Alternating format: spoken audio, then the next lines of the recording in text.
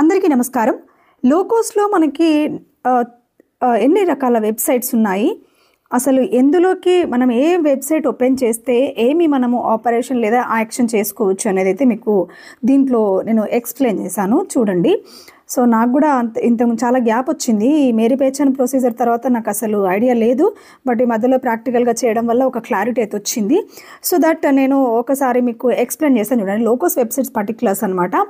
admin.locos.in ఒకటి, రెండోది production అంటే prod.locos.in ఒకటి, తర్వాత cadre.locos.in. సో ఈ 3 టైప్ ఆఫ్ వెబ్సైట్స్ అయితే మనకు లోకోస్లో ఎనేబుల్ చేసిండ్రు. అందులో ఫస్ట్ admin.locos.inలోకి వెళ్తే మనము ఏదైతే మీ బ్లాగ్ మేనేజర్ లాగిన్ ఓపెన్ చేసిన తర్వాత ఏవైతే రోల్స్ విఓఏస్ లేదా విబికే లేదా సిఎల్ఎఫ్కి సంబంధించినటువంటి roles and sub roles assign చేయడానికి ఇది మనం యూజ్ చేస్తాం. రోల్ రిక్వెస్ట్ కావచ్చు, సర్చ్ యూజర్ కావచ్చు, క్యాడర్ రోల్స్, ఇవన్నీ కూడా సమ్మరీ ఇదంతా దీంట్లో మనకు కనిపిస్తుంది.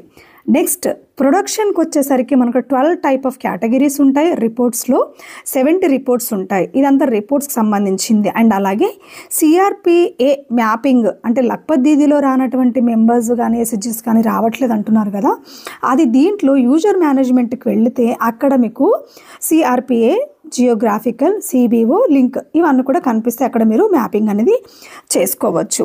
అలాగే ఒకవేళ లక్పత్ ఇది చేసిన తర్వాత అప్రూవల్ ఇవ్వాలంటే మాత్రము block manager form login open చేసిన తర్వాత అక్కడ మీరు మీ విఓఎస్ చేసినటువంటి లక్పత్ దీది ఎంట్రీస్ని ఇక్కడ మీరు approval are rejected, identification, verification అనే వివరాలు ఇక్కడ మీరు చూసుకోవచ్చు.